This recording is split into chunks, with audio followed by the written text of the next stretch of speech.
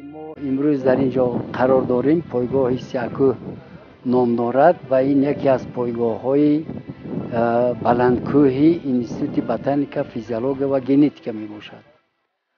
نقش پایگاه‌ها در تشکل و بنیاد ساحه‌های گوناگون علم خیلی مفید است و تکیه‌گاهی که ما در اینجا قرار داریم از سالهای 60 اینجا بنیاد گردیده است و خیلی که شما در اینجا شاهدی این گوناگونی بیولوژی که در اینجا هستید.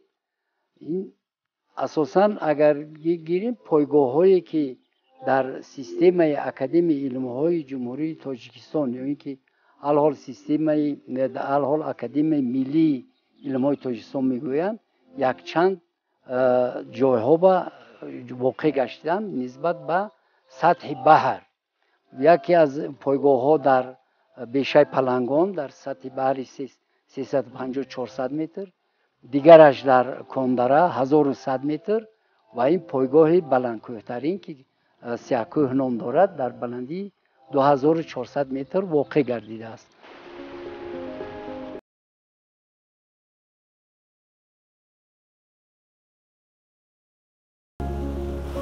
بینندگان عزیز، همین دریای شوخابه که از اینجا جاری می شود تقریبا از مرکز پایگاه بیولوژی سیاکوه جاری می شود. باید بگویم که مقصد اساسی سیاکوه نام گذاشتن این منطقه در آن بوده است که قسمت بیشتر این مکان را کوههای رنگ سیاه تشکیل می دادند و از روی گفتیم عالمان این منطقه یعنی این پایگاه در بلندی 2400 متر از سطح بحر جای دارد که بسیار یک طبیعت زیبا و دیدنی هست. اینجا نامگوی بسیاری گیاهای شفابخش، گیاهای خودروی غذایی می رویند و همچنین باید بگویم که بیش از 60 سال می شود که در این منطقه عالمان کارهای علمی برگزار می کنند و گیاهای نادر را اینجا می بیارند، سنجش می گذارانند. یعنی که در عموم اینجا اصلا مکان آموزش گیاهای نادر تاجیکستان است.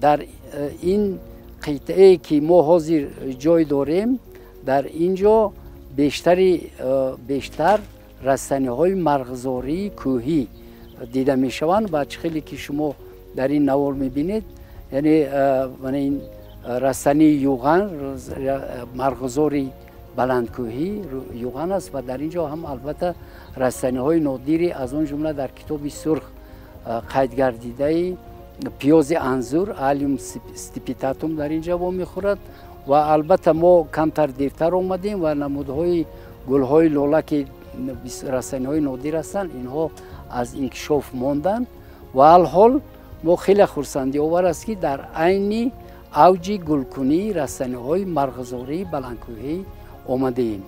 اکنون گوناگونی بیولوژی که در اینجا میبینید در همین میدانی نه آنقدر کلان زیاده از 300 نمود رستنی‌های گوناگون از هر یک عائله های گوناگون از اون جمله عائله من این چترگلان که شما میبینید یوغن و عائله لبگلان، عائله نسترن ها و عائله مرکبگلان خیلی زیاد است. از اون جمله عائله لوبیا هم رستنی‌های اندمیکی که زیاد دارد در اینجا دیده می شود. در این منطقه که ما قرار داریم بسیاری عائله هایی که در اینجا می روید تعلق دارند با عائله های چترگلان، لوبیا گلان، نسترن گلان و عائله هایی که نسبتا عائله های خرده که در اینجا قرار دارد در اینجا می روید و دیگر عائله هایی که و دیگر عائله ها تعلق دارند.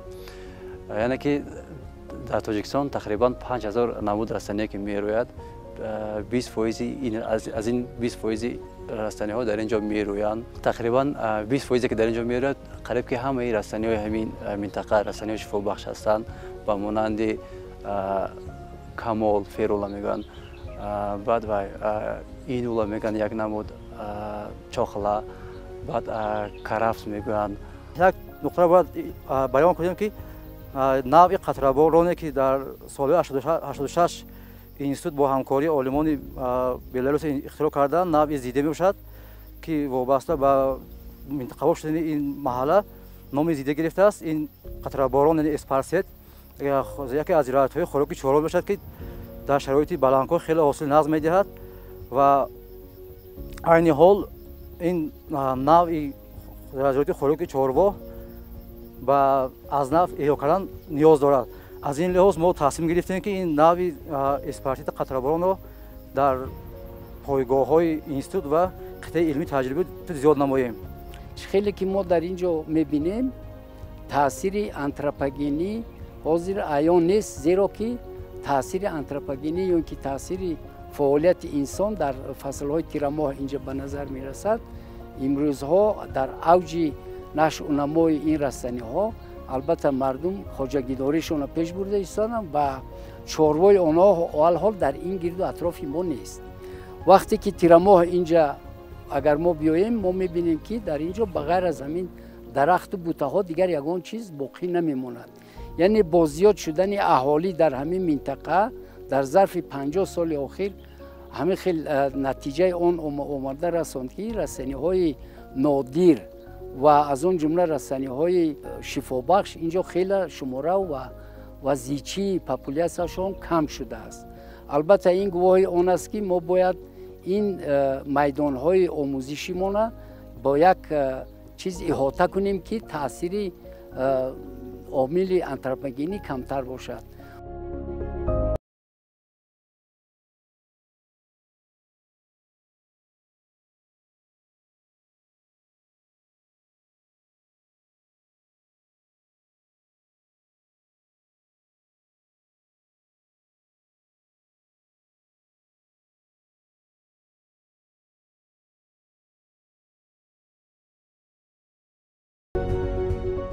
آموزش این منطقه اصلا از آخر عصرهای 19 از طرف سیاحان روس آغاز گردیده است.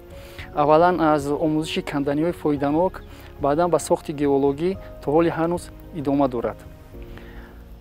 در عموم این منطقه سه دوره اساسی گئولوژی را از سر گذرانده است. این دوره گیاسینکلینری یعنی پیدایش چین‌ها، بعدا پلتفرم‌های همواری و آخران دوره پیداشوی که تا حال هم در نه بلکه در این منطقه بلکه در منطقه عموما تاجیکستان ادامه دارد.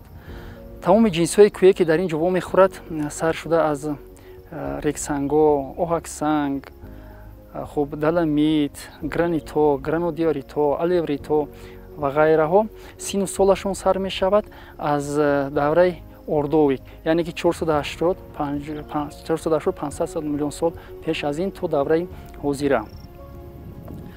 در اینجا دو کفش اساسی، کفش حصار و کفش انزاب میگذارد که در ساخت تکتونیکی منطقه نقش اساسی رو اجرا میکند. اگر از این طرف گیریم قطارکوه حصار و از این طرف یعنی به طرف جنوب غرب گذاشته میرود، از این طرف کوه سنگی نوشته، اینش کوه عثمان طلا میباشد. چخیلی که ما گفتیم از جهتی پیدایش جنس‌های کوهی هم جنس‌های کوهی تکشونی، هم جنس‌های کوهی مگماتیکی و هم جنس‌های کوهی متامورفی وا میخورند. از جهت پیدایش کان‌های کندنی‌های فایده‌ناک این منطقه خیلی مناسب میباشد، چون که هم مینرال‌های معدنی و هم مینرال‌های غیر معدنی وا میخورد و مانند گلینیت، فلریت، پیریت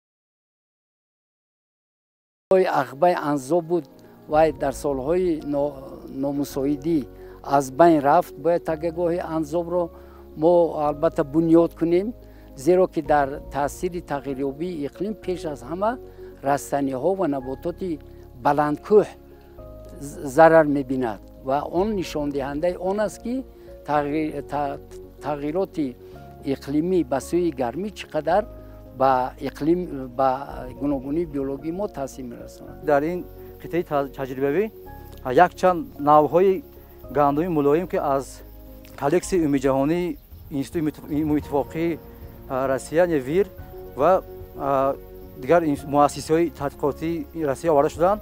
این نوع‌ها با مقصد مطابق گردان با شرایط محل تاجیکستان آورده شدند. این نوع‌ها رو ما در یک چند منطقه گوناگون اکولوژی می‌کنیم. یکم در منطقه قطعه علمی تجربه اینستیتوت در بلندی 835 متر از سطح بر، دوم در پایگاه بلندکوی بیولوژی سیاکو 2400 متر از سطح بر جایگزین شده است و بعد آموزش بسیار نوع‌هایی که در گندمی که در کالکسی علمی که با اینستیتوت آورده می‌شوند، مقصد اساسی ما از آموزش خصوصیت‌های بیوشیمیایی فیزیولوژی آنها و اینچنین ژنتیکی آنها و خصوصیت‌های مطابق شوی آنها با شرایط محل میباشد. چیزی که ما می‌دانیم در شرایط بلندکوه افکنشات نورهای اولترابنفش بسیار زیاد است. موافق معلومات‌های تحقیق کرده عالمان مقرر کرده شده است که افکنشات نورهای اولترابنفش و نورهای فعال فتوسنتتیکی در موسم سال در ساعت یک بعد نصف روز راست میاد. در این وقت مقدار نورهای فعال فتوسنتتیکی 1.5 کالری صد متر در یک دقیقه تشکیل میدهد.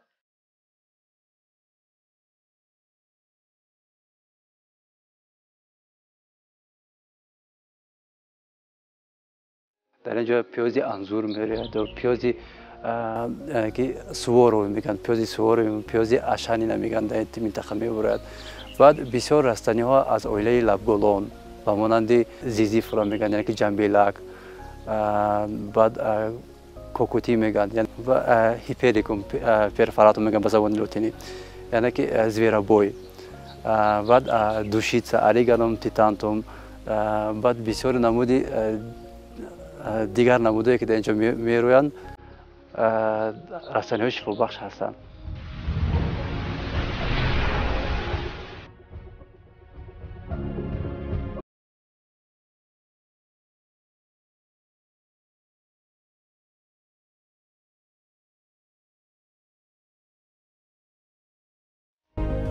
جهت فیزیولوژی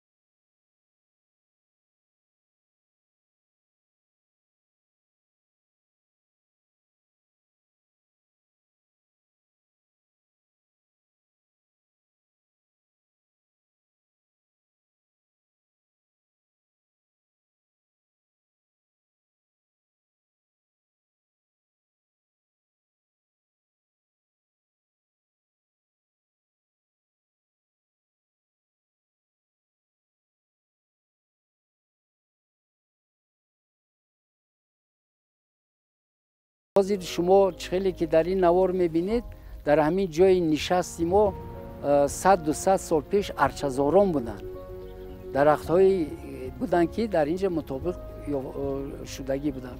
اکنون باز مرور زمان و وسیع شدن خواجگیداری انسان و اهالی همین دهه زیده آورده با اون رسانده است که ما ارچه ها را در گرد اطراف این دهه دیگر نمیتوانیم، تنها در بلندکوه ها میبینیم و ما باید همین به خلاصه بیاییم که البته با زیاد شدن دهه ها، زیاد شدن اهالی، ما باید که اقتدار نگاه بین طبیعت رو زیاد کنیم.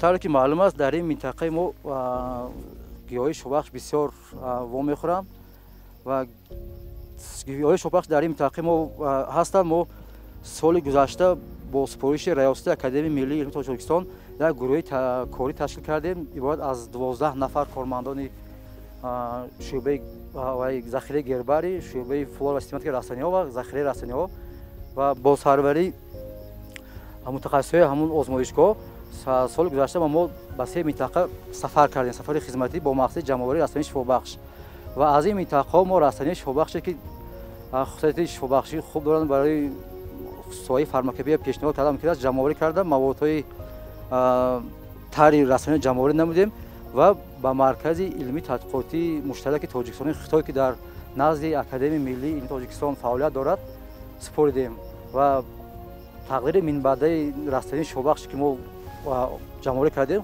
خصوصیت‌های بیوشیمیایی فارماکولوژی آنها عین حال در مرحله آموزش قرار دارند. البته اینجا رسانه‌های نادر اینجا بسیار است، همه اینا رو گفتنم و هست. از مثلا گیریم اینا پیازها هست، پیازهای دشتی هست، پیازهای خوردنی هست، مثلا مدل میگن، خب پیاز انزور میگن، پیاز گوشت بوزک میگن، بعد پیازی منا و میدونید سیاه علف. همین سیاه علف هم یکی از نمادهای پیاز است. علم رازینا رو میگن که الحال از همین ماه مارس سر شده تا امروز همین سیاه علف در بازارهای ما برده فروخته می شود. پیش راه این را گرفتن، پیش از همه باید میدانهای کشتی آنها رو ما تشکیل کردن توانیم. اگر در همواری تشکیل کردن نتونیم، باید در همین میانکوه ها و دامنکوه ها ما باید میدانهای تجربوی کشتی همین رسانه ها را باید به راه مانیم و البته این پیشگیری میکند که همین رسانه ها از بین نروند. چیزی اساسی که مثلا در این منطقه دقت تمام جهانی رو گیم و از اون جمله تمام علمان تاجیکستان رو به خود جلب کرده است، خیلی پیشتر گوناگونی گئولوژی می باشد. وابستگی به همین همساله تمام دانشجویانی که بخش گئولوژی در این منطقه تجربه خود رو از زمین منطقه آغاز میکنند. برای اون خاطر که تمام اون روندهای گئولوژی هستند برای زمین برآمد دارند و برای آموختن یک عینیت خوب دارند. روندهای معاصر اگزوگنی با مانند یارچ، بعد ترم فرایی، خوب یارچ کند و دیگر روندهایی که در اینجا میگذارد، البته از پیش دیده تحلیل کردن آسان است. برای چی؟ برای آنکه این منطقه چخیلی گفتیم در منطقه جنوبی حصار که جایگیر است، از جهت گئولوژی خیلی فعال است. در اینجا کافیشوی دو کافیش کلان جای دارد، از آن جمله چشمهایی که در اینجا میبرویند، چشمه خواجه سنگخاک با همین کافیشو وابستگی دارند، انگیدرید کربن. بعدا دریای زیدی، سرچشمه اساسی دریای زیدی از آن همینجا سر میشه، بعدا با دریای میخورک یک جای میشن، سرچشمه اساسی دریای دوشنبه آغاز میگردد.